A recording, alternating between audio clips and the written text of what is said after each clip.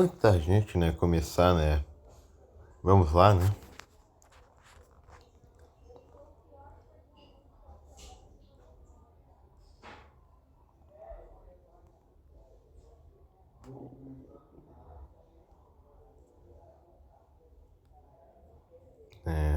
Antes da gente começar aqui, vamos lá, uma estreia, Realmente esse episódio vai ser informações duplas. Uma de universo existente e outra de projeto Neohantent. Então, tá aí. 1984, ano em que um bocal... Olha, uma prévia inspirada, nos prólogos que eu faço do episódio, E sim, tropa, esperem, meus amigos, esperem, só digo isso.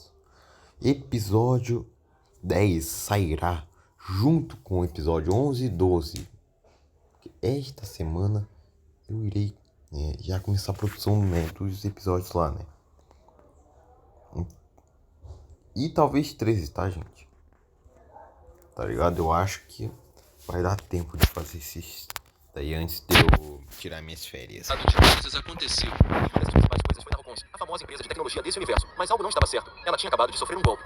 4 marmanjos entraram e roubaram algo de precioso da empresa, mas na saída de fuga, a polícia conseguiu prender cada um deles. Os 4 suspeitos armaram um plano em conjunto de sorropear a empresa e roubaram de seus principais pertences. Os policiais não queriam nem saber e já foram prendendo os caras e mandando eles pro Chilindró. Mas se não fosse uma figura autoritária, eles teriam conseguido.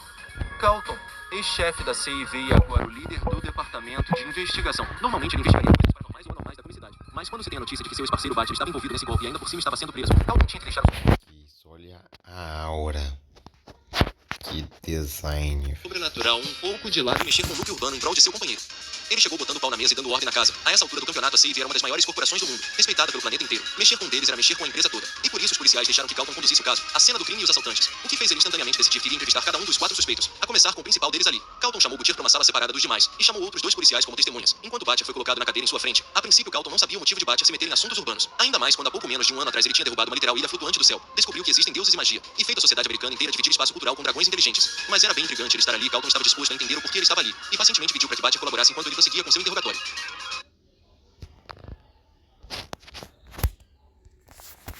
Meio que tem uns designs novos também,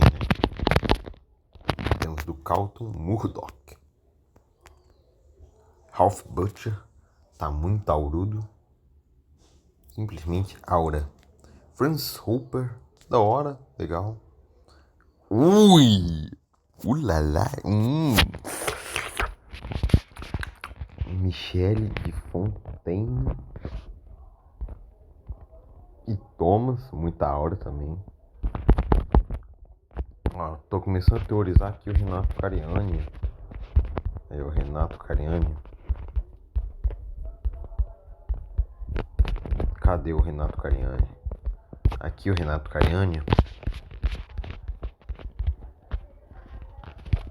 É esse cara aí. Tô achando, teorizando, tá? Não custa sonhar. O Thomas e o David Hillenburg. Peraí, Berg. O cara tem hambúrguer no nome. KKK. Muita aura, só digo isso. Aura absoluta, suprema. Agora é só assistir. Obviamente o episódio será dividido em 2 partes, tá, gente? Muita aura.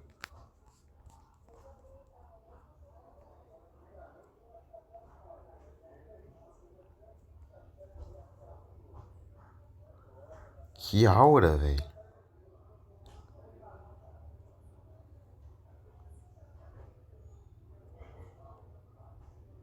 Pô, da hora.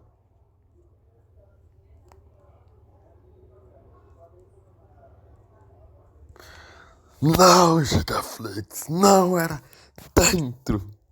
Eu queria tanto ter uma waifu do universo existência. Ai, eu adoro isso, velho.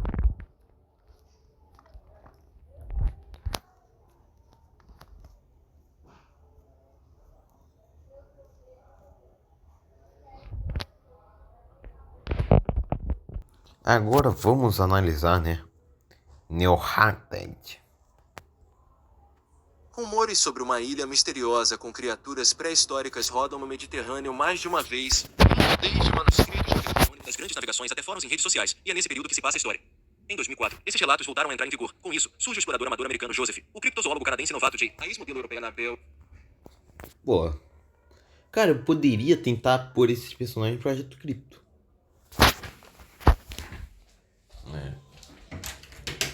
Que pensa aqui comigo, cara. Tipo, cara, projeto que, cara, parece que tem criptozoologia no meio, então, porra, ia ser interessante, pô. Já que na segunda temporada nós teremos uma grande variedade de criptídeos. E muitos mais criptídeos do que tivemos na primeira temporada.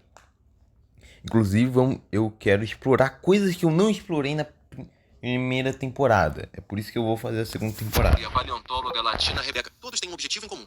Conseguir provas definitivas de que a ilha apelidada de Nelhatek existe e que de fato há formas de vida pré-históricas vivendo por ali, tudo por uma recompensa de até 300 milhões da moeda nativa de cada um. Mas quem disse que isso seria fácil? Os protagonistas precisam sobreviver a animais que se pensavam estar extintos, mas que estão vivos. E a maior ameaça não é nem o tiranossauro, é algo maior e pior que até pensaria 2 vezes antes de confrontar. Essa é a história de Operação Nelhatek.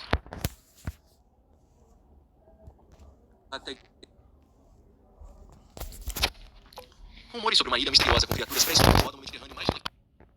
Esses relatos todos têm um objetivo, tudo por uma recompensa sobreviver antes de confrontar. Essa é a história de Operação Nelhatek. 10 de outubro de 2004, nossos 4 heróis se conhecem pela primeira vez durante uma entrevista científica. Cada um fala de suas motivações para se voluntariarem para embarcar até a ilha. Joseph diz que sempre admirou filmes e quadrinhos de aventura na infância e se imaginou no lugar dos heróis, então essa era a vez dele. Jay, porque estava entediado estudando só monstro do lago Ness e Pé Grande, enxergou na ilha algo que sacia seu interesse em continuar sendo criptozoólogo. Anabela, porque queria se sentir importante e até comenta brincando: se os tais dinossauros não me matarem, eu mato a indústria cinematográfica. E já a Rebecca, porque se sente na responsabilidade de conscientizar sobre a fauna da ilha Nelhatek pros outros 3, já que de acordo com ela vai saber o quão imprudentes pessoas sem muito conhecimento sobre a fauna podem ser. A entrevista acaba, todos se olham entre si, trocam uma ideia rápida e a Rebecca guia eles até o barco de expedição científica atrás. O clima é pesado, cada um está se sentindo astros de cinema, determinados. O público acena pros heróis assim que embarcam, segurando cartazes de que Deus os guie e gritando: se cuidem. Vai ser uma viagem longa, então como vocês reagiriam se soubessem que os tais dinossauros são reais? Teria muito medo, principalmente dos dinossauros voadores. Eles te pegam pelos pés como uma ave de rapina e te levam ao seu ninho para servir de jantar para suas crias. Uma correção taxonômica é que dinossauros voadores é um termo incorreto ao se referir a pterossauros, pois apesar de dinossauros e pterossauros compartilharem um grupo arcosauria, são ramos completamente diferentes. Rapada, fica, caralho. Serem mamíferos relativamente próximos na árvore evolutiva. E respondendo à pergunta do Jay, eu teria um misto de encantamento e medo de ser morta. Já eu faria que nem o Ace Ventura. Quando o dinossauro me comesse, eu ia mergulhar no estômago dele pra forçar ele a me cagar e a Anabela ficaria toda apaixonadinha por mim e teríamos uma lua de mel tropical. Sem comentários, Joseph e Rebecca, cale-se. Você entendeu o que quis dizer? Não enxergo diferença entre dinossauros e pterossauros. Na minha visão, todos são répteis ancestrais. Bem que acertei que esse povo é ignorante. Foi um dia inteiro de viagem de barco balançando pra lá e pra cá como se estivesse sambando com as águas. Às 8h24 da manhã, a bússola já indicava estar perto das coordenadas da ilha misteriosa. Caramba, hein? Delícia. O cara lá que... Cara, ó. O cara querendo comer buceta de toda forma possível, meu Deus. Ah, velho. É o que o homem não faz pra buceta, né, pô? Realmente, pussy é o que faz o mundo girar, gente. Se não fosse pela pussy, tá ligado? Se não fosse pela pussy, a humanidade já tava extinta, cara. Pussy é que faz o mundo girar, cara. É graças a pussy que todo mundo tá trabalhando, tá ligado? Por isso que os homens trabalham, cara. Pela pussy, cara. Eu ia mergulhar no estômago dele pra forçar ele a me cagar e a Anabela ficaria toda apaixonadinha por mim e teríamos uma lua de mel tropical. Sem comentários, Joseph e Rebecca, Era dentro. Era dentro. cale-se. Você entendeu o que quis dizer? Não enxergo diferença entre dinossauros e pterossauros. Na minha visão, todos são répteis ancestrais. Bem que acertei que esse Era dentro também, na branquela. povo é ignorante. Foi um dia inteiro de viagem de barco balançando toda a embarcação, com uma nuvem viva de tormento de horrores prévios. Quando todos pensavam morrer ali mesmo, acordaram com o barco naufragado, todos encharcados, mas vivos. Era um território diferente, eles naufragaram em Nelhatek. O encantamento foi imediato, até lembrarem dos possíveis dinossauros. Meia hora caminhada, já encontraram coisas como destroços de um avião antigo, plantas exóticas endêmicas da ilha, e principalmente, a teoria foi confirmada. Rebecca presenciou uma carcaça de dinossauro, um marco na comunidade científica, e um horror ao saber que algo tirou a vida desse jovem dinossauro. Minutos depois, um espinossauro com mais de 18 metros de comprimento, 8 metros de altura e aproximadamente 8... Porra! Pera aí. científica, e um horror ao saber que algo tirou a vida desse jovem dinossauro. Minutos depois, um espinossauro com mais de 18 metros de comprimento, 8 metros de altura e aproximadamente 8 toneladas. Ver aquele grande animal não era como ver um predador dominante, era como ver um demônio. Assim o indivíduo foi apelidado de Elfin, a barbatana do inferno. Por sorte, ele não os viu, mas deixou os 4 heróis e os marinheiros completamente espantados com aquela visão. O recado foi claro: Nelhatek não é para amadores, apenas os mais adaptados e resilientes sobrevivem. Pulando no tempo de novo, Jay se depara com corpos de filhotes de elossauros brutalmente assassinados. A mãe não estava, até agora. Ela apareceu atrás do Jay e começou a persegui-lo, forçando-o a voltar ao grupo trazendo um novo inimigo em potencial. Mas quando ele foi olhar para trás, a mãe alossauro não estava perseguindo ele, mas Jay viu ela olhando para seus filhotes sem vida. Em luto. mas sua imponência parecia de uma rainha fria, levando a apelidá-la de Queen Alice ou apenas Alice.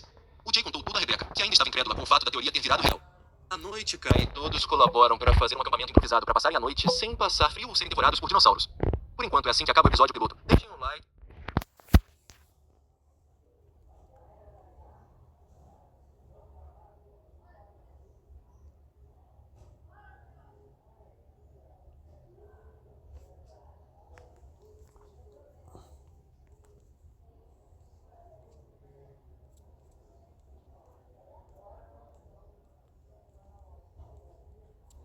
Tá, deixa eu ver.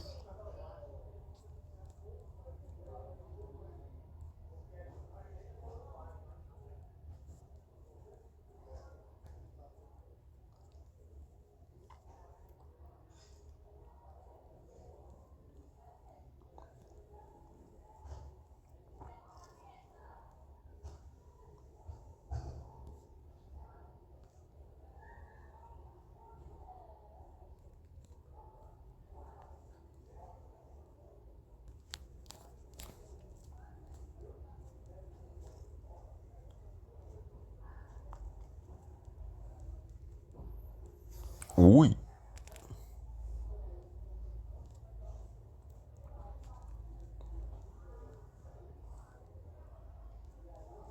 Tá, cara.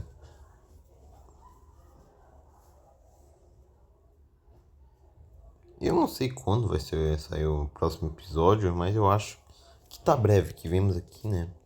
Os novos renders dos personagens lá, né? E provavelmente eu vou pôr eles no Projeto Crypto, né? Principalmente essa daí, porque ela pode, né, sabe? E também, né, esse cara aí, né? Com certeza daria pra mim, sabe? Vou fazer que nem uma Harry e a Annabella, né?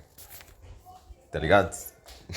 Sabe uma Harry e a Annabella do Gigaverso? Que os caras literalmente... Cara, eu transformei os dois personagens no bem absoluto do Batman. Os caras são bichos...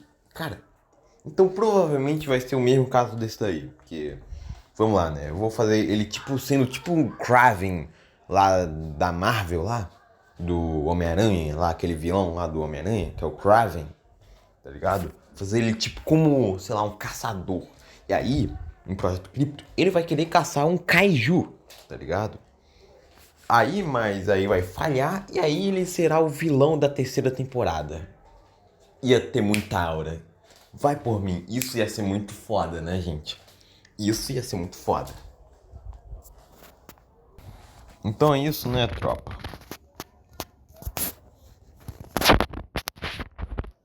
E hoje tem jogo do Brasino, né? Brasino 77 contra a Beluga. Essa Beluga aí, caralho. Dá medo, caralho. Caralho, 2 metros de altura essa porra. Esse gigante aí, caralho. Dá medo, cara. Dá medo, cara. Esse gigante aí, cara.